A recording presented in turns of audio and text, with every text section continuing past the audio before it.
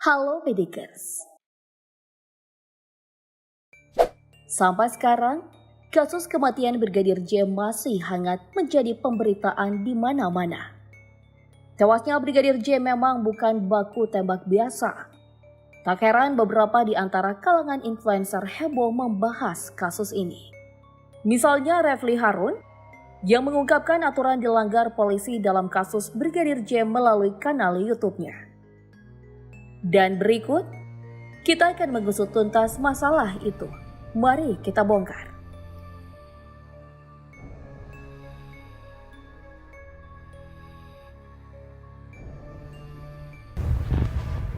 Pertama, Baradae kenapa tidak dijadikan tersangka? Toh dia yang sudah mengaku menembak.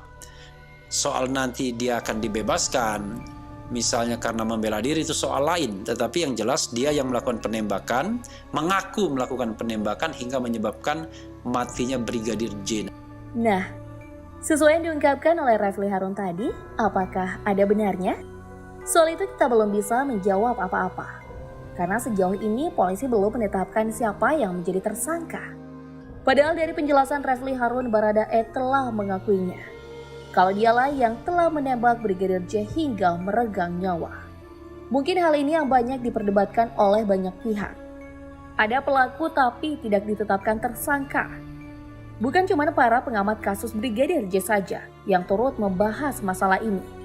Karena sudah banyak awak media yang juga heboh membahas Baradae.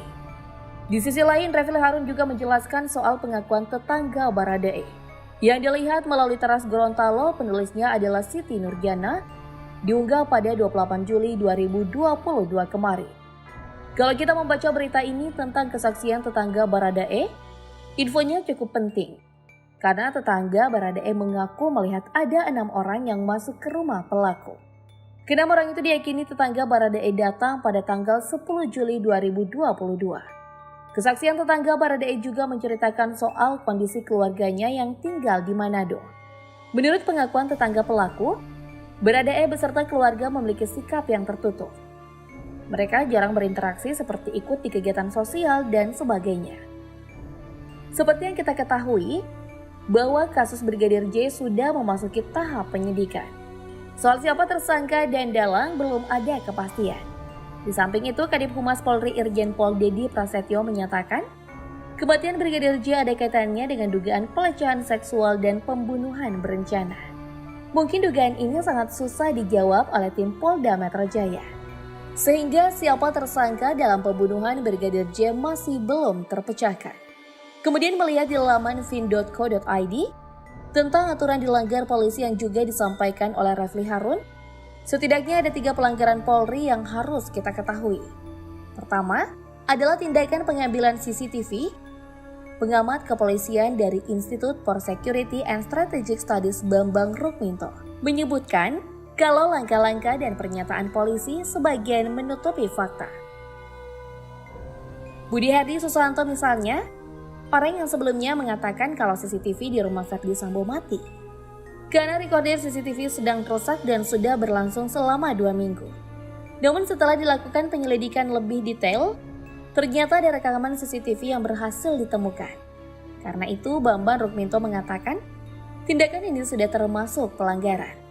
Sesuai dengan peraturan Kapolri nomor 8 tahun 2009 tentang menunda pengumuman kepada publik, mengalihkan isu dari penembakan menjadi pelecehan seksual, tidak menghadirkan tersangka penembakan, dan kejanggalan-kejanggalan yang tidak diterima nalar publik. Lalu yang kedua, pelanggaran pelaksanaan prarekonstruksi.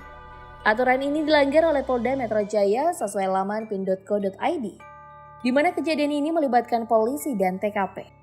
Yang sama-sama kita tahu, kalau pembunuhan Brigadir J terjadi di rumah Irjen Verdi Sambo, Duren 3, Jakarta Selatan. Nah, pelanggaran ini termasuk ke dalam surat keputusan Kapolri nomor 1205 tahun 2000 dalam bab 3 angka 8.3 SK Kapolri 1205/2000 mengenai metode pemeriksaan menggunakan teknik interview, interogasi, konfrontasi, dan rekonstruksi. Selain itu, pelanggaran rekonstruksi juga diatur dalam pasal 24 ayat 3 Peraturan Kapolri nomor 6 tahun 2019. yang membahas soal penyelesaian keterangan para saksi atau tersangka, dan penyidik-penyidik pembantu yang dapat melakukan rekonstruksi. Terus yang ketiga adalah pelanggaran penggunaan senjata api bagi personil Polri yang bertugas sebagai ajudan atau pengawal perwira tinggi. Pelanggaran ini bisa kita lihat di layartutu.com ke dalam Perkap nomor 8 tahun 2012 tentang perizinan, pengawasan dan pengendalian senpi non-organik Polri atau TNI untuk kepentingan olahraga. Kemudian Perkap nomor 18 tahun 2015 tentang perizinan, pengawasan dan pengendalian senpi non-organik Polri atau TNI untuk kepentingan bela diri. Dan Perkap nomor 11 tahun 2017 tentang perizinan, pengawasan dan pengendalian senpi non-organik Polri atau TNI dan peralatan keamanan yang digolongkan senjata api bagi pengembang fungsi kepolisian lainnya seperti dicabut dan dinyatakan tak berlaku. Karena Baradae diketahui memakai senjata jenis Glock 17 dalam insiden baku tembak dengan Brigadir J.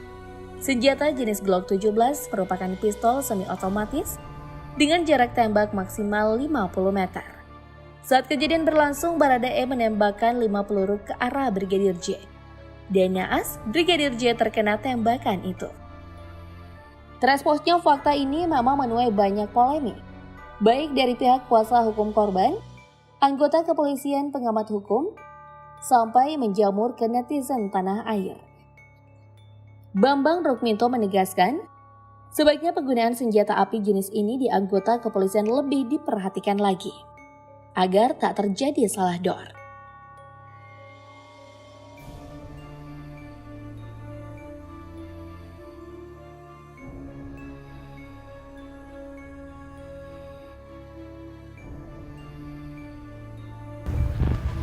Keberadaan Baradae sampai saat ini masih dipertanyakan oleh sejumlah pihak, tapi info terbaru mengenai Baradae sebagai pelaku penembakan Brigadir J cukup mengagetkan. Dilihat dari laman tvnews.com, polisi telah memastikan kalau Baradae akan bertugas kembali seperti sedia kala. Alasan ini diambil oleh pihak kepolisian karena Baradae alias Richard Eliezer hanya berstatus sebagai saksi. Jadi, Baradae berhak menjalankan tugasnya kembali sebagai seorang brimob. Menurut Bedigers, apakah Baradae sudah semestinya mendapat hak ini atau tidak? Silakan beranggapan di bawah komentar ya.